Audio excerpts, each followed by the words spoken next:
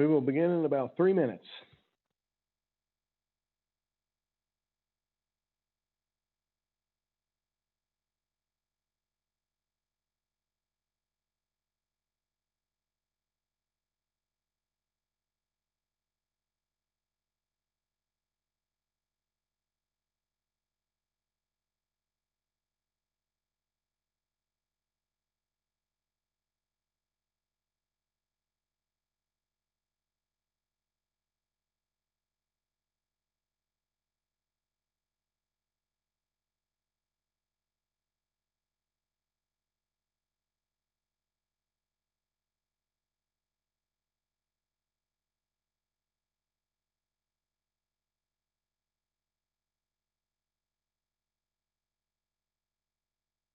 We'll be beginning in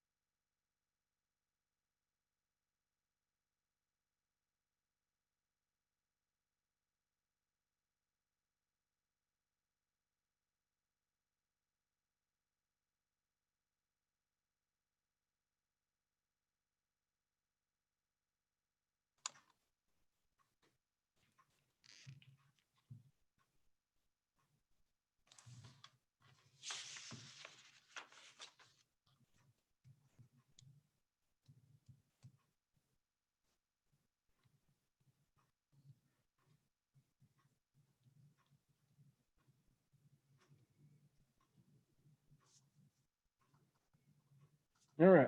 Tracy, my clock says 2 o'clock if you want to get us started. Yes, good afternoon. Thank you all for joining us today for our September 23rd update of COVID-19 across the Lake Cumberland District. We have some members of our executive team that will be here answering questions for you all today that you have sent in. Sean, do you want to start us off by giving us an update? Sure. We've had 314 cases in Adair County, 19 deaths, 272 released, leaving 23 active cases, all in self-isolation.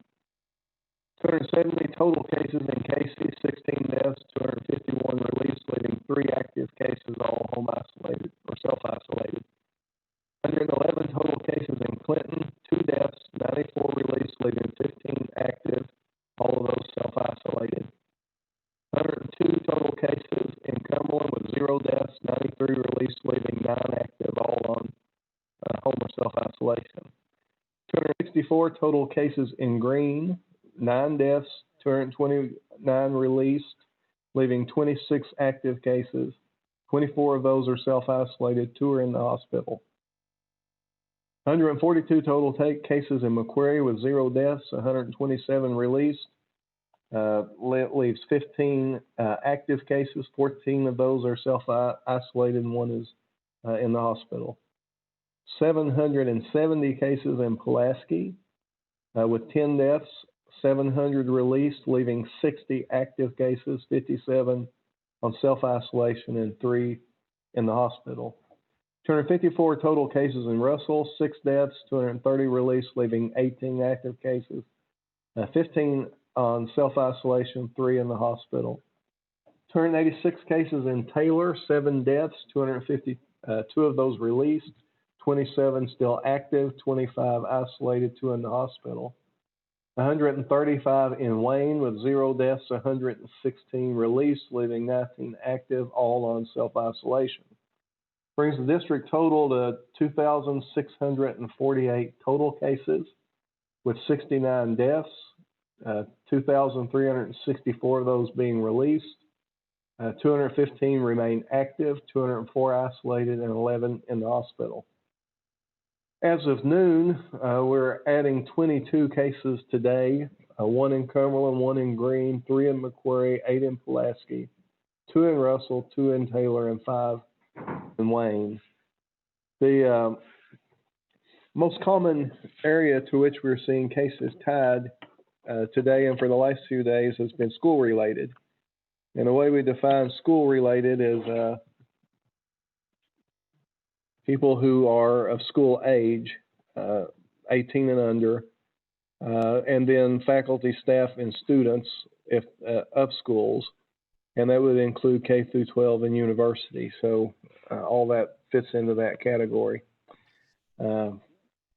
We, as of the last couple of days, we don't have any counties in the red critical incidence of community spread, meaning 25 new cases average per day per 100,000 population.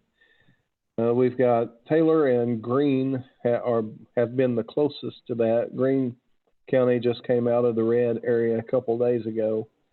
They've had pound for pound, or relatively quite a bit of community spread in the last few days. So that's kind of where we are with that. If there's anyone listening and it's your opinion the children should be in in-person instruction, I would certainly encourage you to do your part to keep community spread down by wearing your face coverings and social distancing, avoiding crowds, following the guidance to try to make sure that the communities can keep the spread as low as possible. Since the schools are using at least part of their criteria, the incidence rate in the communities, or how many new cases per 100,000 as a measure of whether they're going to have in-person instruction. And we can all do our part to help that process along by following the guidance. So that's it as far as I have. As far as introductory comments, Tracy, if you want to move into the questions, I would remind we have 25 people watching live at the moment. If you have a question you want us to try to answer, you can type it in the YouTube chat box there, and we'll try to answer it if we can. Okay, I'm going to go ahead and start with the questions, and this one is for you, Dr. Wayman. With the upcoming season for common cold virus infections, how will these be differentiated from COVID so that people with a common cold won't have to isolate and that a person's family have to quarantine? They go on to say, my concern centers around a young person that tested negative for COVID, but is isolated and family is quarantined. I do realize that the test isn't always accurate. So it's true that cold, flu, and COVID symptoms can overlap. So the only way for us to really tell is to test for flu and test for COVID. Generally speaking, if a person has been exposed to a confirmed case of COVID and they have symptoms suggestive of COVID, even if their test is negative, we would consider them a case. But every case is considered on its own merit. So there isn't a cookie cutter answer to this. So without a test, you would have to be a close contact to someone who is a confirmed case. We've talked about this several times. I think in our district, it's maybe 3% we've had 2,648 cases, and 3% of those have been what we would call a EpiLink case. All the rest of them have been lab confirmed. So it's a rare circumstance. Generally speaking, I mean, you're either going to have symptoms and be a close contact, or you're going to have a lab confirmation before you would get or some of the symptoms that we consider major, such as loss of taste and smell, respiratory difficulties, because these things don't usually happen in a cold or with a cold. Yeah. Don't you think, though, when you get into cold and flu season,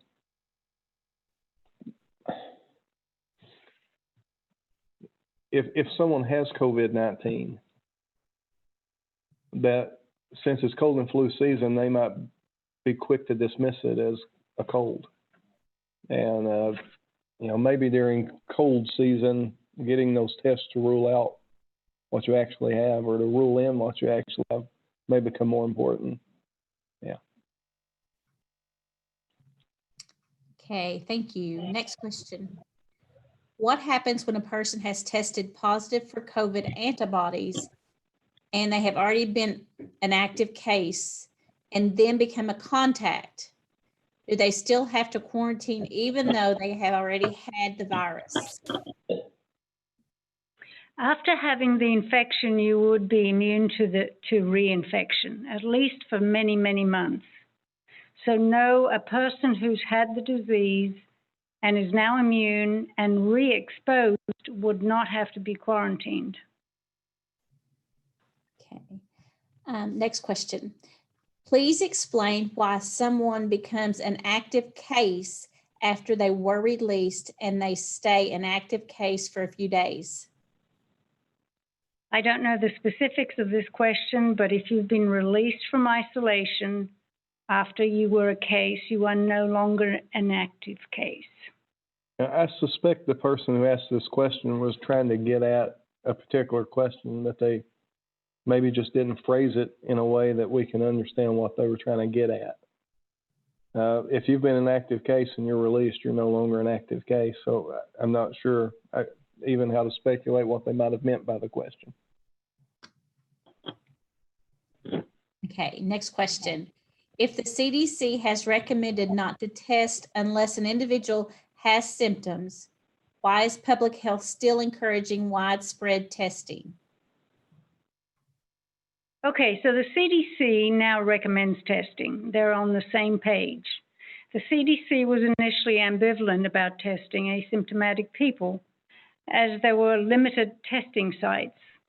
Now that we have many more sites and tests, and we know that at least 25% of the population infected do not have symptoms, but are still contagious, they are encouraging testing. If you have been exposed, then testing is recommended. However, you have to realize that you could become positive at any time from 2 to 14 days after exposure. Therefore, one negative test does not negate quarantine or the risk of contracting the illness. Okay, thank you, Dr. Wayman. I have another question for you also. What are the repercussions to ignoring quarantine protocols after a positive test? So I think that's probably me. You know, what we want to say is that there's two things here. So if a person is quarantined, that means that they've been in contact with somebody who is a case. So they've actually been in contact with somebody that has COVID-19. That means that that person would be at a higher risk of developing the disease. So it's very important that these people stay in and that they stay away from others, because they can become infectious anywhere up through this 14-day period, and they themselves, of course, can become symptomatic or asymptomatic with the disease. So that's why that we want these people to stay in. We can give people a written something that they can take to work if they're working, to show their employer that they have been identified as a close contact and have been quarantined by the health department. We also, it's very important, it's extremely important that a person who is a case and who is isolated, that they remain that way, because they actually are infectious, and in certain cases can be so up 20 days in, but you know, they can actively spread the disease. So in workplaces, you know, when you have somebody who is a case, you need to get that person out of there, let them isolate, because they would be exposing your other workers. Any of those that's been a close contact to that case, we need to get those people out, because even if they the time they become sick, if they become sick, so 2 days prior to that, they've been infectious and they've spread that to other people potentially in the establishment, and now those people are sick. Right now, contact tracing and case investigation is the best method that we have to limit the disease, to try and stop it from progressing so bad in the communities. That's why that we try and do this. I mean, Sean and I have talked before, if we knew everyone who was a case, if we knew everyone who had been exposed, we could isolate and quarantine these people and we could stamp this out in, 2 weeks to a month's time. But we don't know that. And that's why it's so important that these people, if you are someone who is supposed to be quarantined, you need to quarantine. If you're someone who's supposed to be isolated, then you need to do that. So what if we don't do that, Stuart? What if the person does not follow protocol for quarantine? I think is what the question is of a positive test. Yeah. So, okay, what we've got here, we're talking, what that would be is actually isolation, because that's a positive test. So in that case, I mean, you are issued an order of isolation.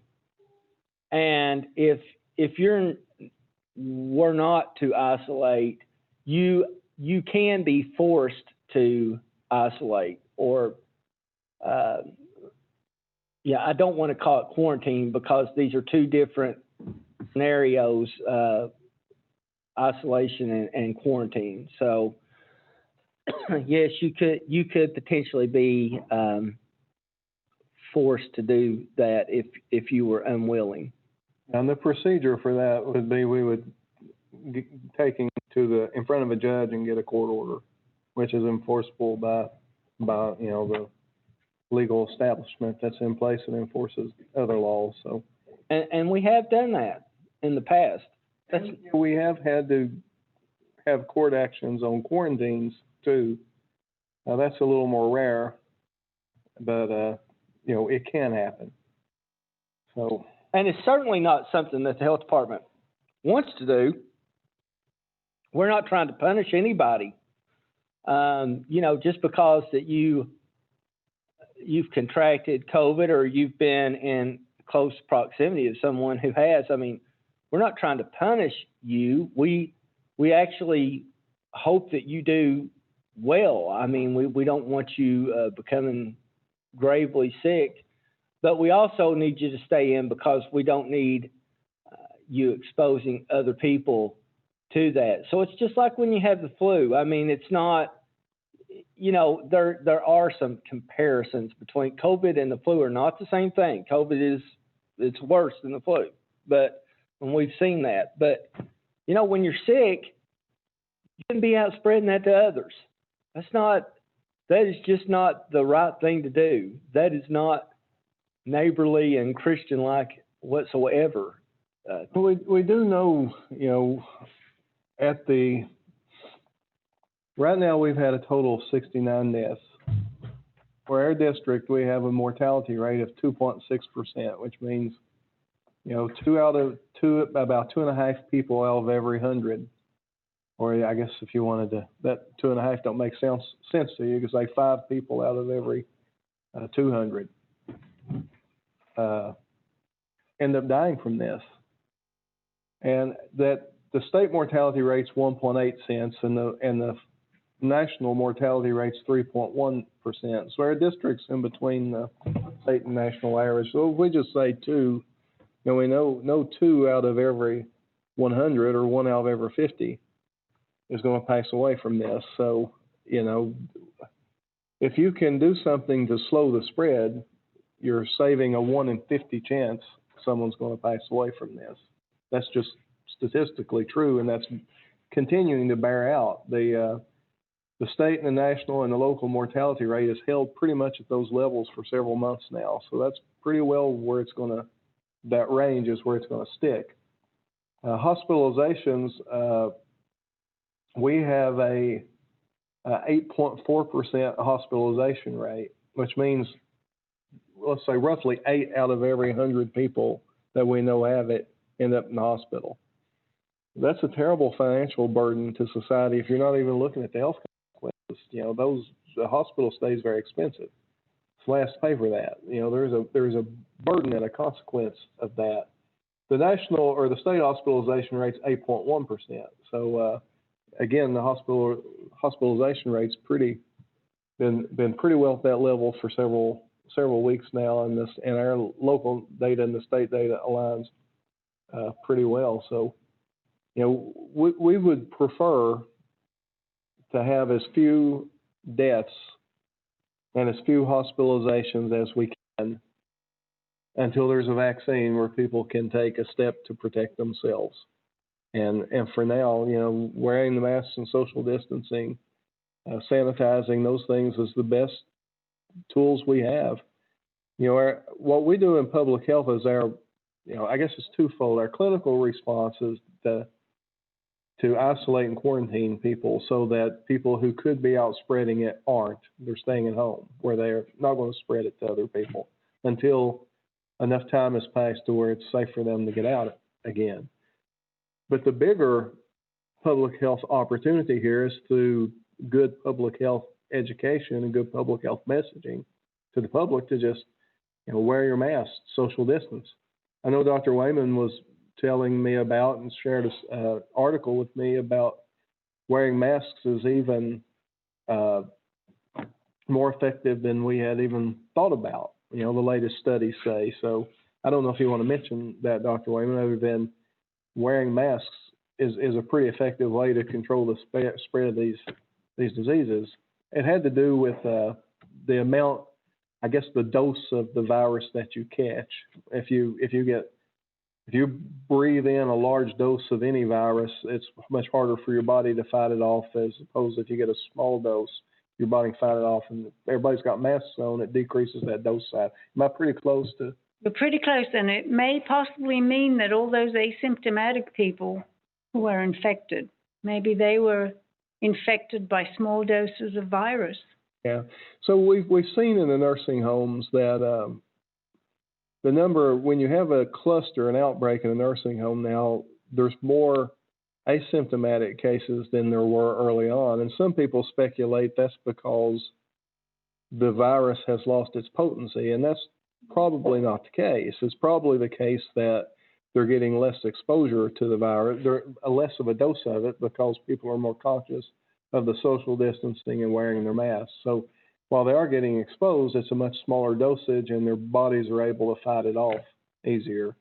So even if you get a small dose and fight it off, you're developing the antibodies and some resistance. So wearing the masks are good. You as well as the Good to prevent it, but good if you get it, that you're going to get a much smaller dose of it and give your body the best fighting chance to fight it off. Yeah, so I've had different things as we're sort of getting close to the end of this. That was all of our questions, wasn't it, Tracy? There is a couple questions popping in, and I'll get to those in just. I've had several questions from teachers, and it's kind of hard to know what to say to them. I mean, I have some teachers that reach out to me that feel like the kids need to be in school. I have some teachers that reach out to me saying, they're really scared to death to go back to school. So you have every range of emotion about this situation. And, the truth is in the middle, that this is a community spread disease. You're not going to completely isolate yourself, to prevent any chance you're going to be exposed unless you just completely stay home all the time. When you go out to the grocery store, go out anywhere, you're taking some risk. And we've also, so is COVID going to spread in the schools? Well, yes, it will, but it's spreading all through the community. It's spreading in churches and businesses and wherever else. It's just, if you're social distancing, wearing your masks, it can be slowed to the point where it doesn't become so overwhelming all at one time. And we have seen several situations where, like churches that are vigilant on following the guidance and factories and that are vigilant on following the guidance, that they do a very good job. not having large clusters in their facility. So, if the schools can be as vigilant as these places are, the ones that are successful, maybe they can be successful too. So it's hard to know what to say. It's a challenge. Let's do the best we can to follow the guidance. So a couple questions have popped in on the website. This question regarding a new case that has already been released and remains an active case is in reference to the LCDHD public information brief on 9/20. If they're listed, if you're talking about the news brief and someone is listed as a new case and released at the same time, they don't continue to be a new case. Most of the time in those situations, it's someone who's had an antibody test, which indicates that they've had the disease at some point in history.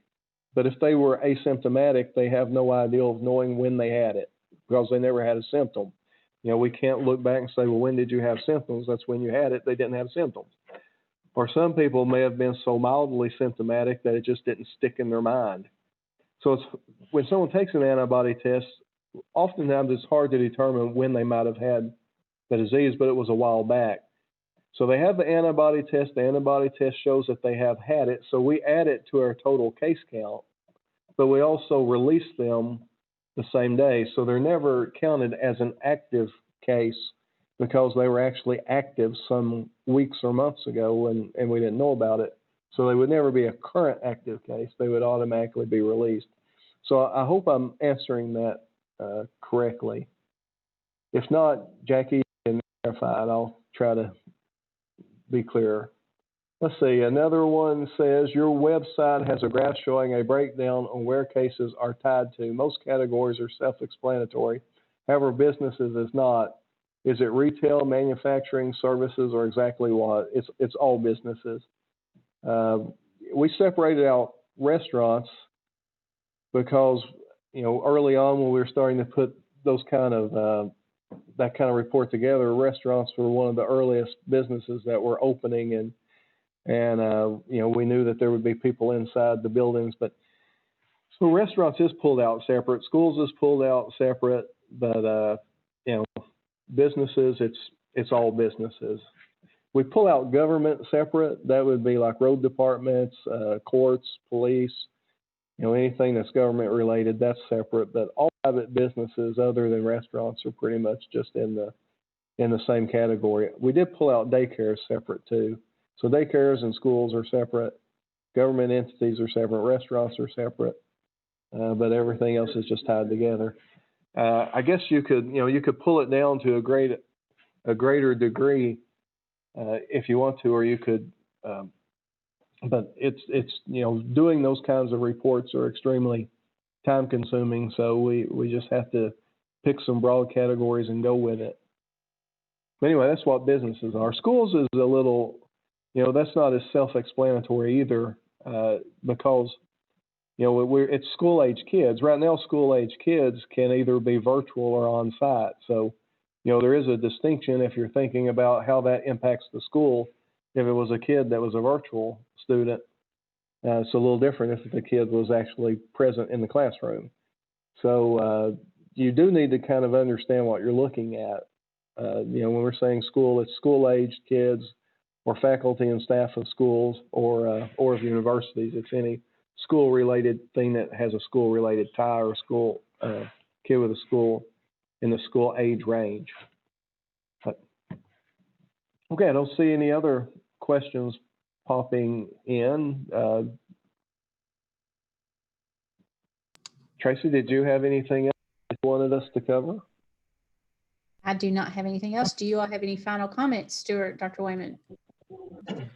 I just want to say, just because that we see that COVID's not front and center in the news now, please don't disregard it. Don't think that it's not as serious. I mean, we talk to people every day that are sick, and just because that they're not in the hospital, we see a lot of people who are otherwise able to get out and enjoy and do all kinds of things. these people very sick and not able to do much of anything except just be at home and be sick for quite some time. And then we've also seen that a lot of the symptoms, even though once you've become released, but still those symptoms they lag on for some time. So a lot of people still get very sick and they stay sick. They stay not feeling well for several weeks. And we talked about this at one of the earlier news briefs. I mean, so far we've had 223 people sick enough to be hospitalized. That's 8% of our total positive cases. And when we looked at the average age of hospitalization, only about half of those hospitalized are in the what you would consider the more high-risk age groups. Half of those 223 people, roughly, I'm not looking at the data right at the moment, but you've got over 100 people that's pretty young that have been hospitalized over this. So it can certainly have an impact. It just does. All right, let me make sure I've clicked off my YouTube live page. Let's make sure that I don't have anything else listed at the moment. I'll end with on the first day that we ever did a news release back when before we even had a COVID case in our district. The message hasn't changed much about, we knew all along the way you help prevent the spread of viruses was, don't be around people any more than you have to be. Wash your hands more, social distance. Now, at the beginning, we didn't talk about wearing face coverings, but that wasn't so much that we didn't think it would be a good idea. It was that there was a shortage of surgical masks, and there hadn't really been any studies yet about whether other face coverings would be effective. So, we didn't, from a national and state perspective, they wanted to preserve the masks for the medical community. So that was more of an issue with not having enough masks available. But now that we know more about it, and know that face coverings work, we add that to our guidance. And again, the whole point of what we're doing with our contact tracing, case investigation, or public health messaging, it's to encourage people to do the things they need to do to slow the spread of this up until we can get a vaccine and give the communities the choice to be vaccinated. Once the vaccine's out and you have the choice to vaccinate, at that point, I think we will consider it on you to take care of yourselves, and we'll try to maneuver ourselves out of this COVID situation and let people make their own decisions. So that's all I have. So I'll leave you with that message. Please follow the guidance. We'd like to slow the spread as much as we can till we get a vaccine. And I guess also I would like to remind everyone, Dr. Wayman, I'm going to steal your thunder maybe, but please get a flu shot. There are places out there that have them in your community. So do that soon. And this will conclude today's meeting. If you all have questions, you may submit those to Melanie Williams at lcdhg.org. And please join us next Wednesday which will be the 30th at 2:00 for our next weekly update. Thank you all. Have a good day. Goodbye, everyone.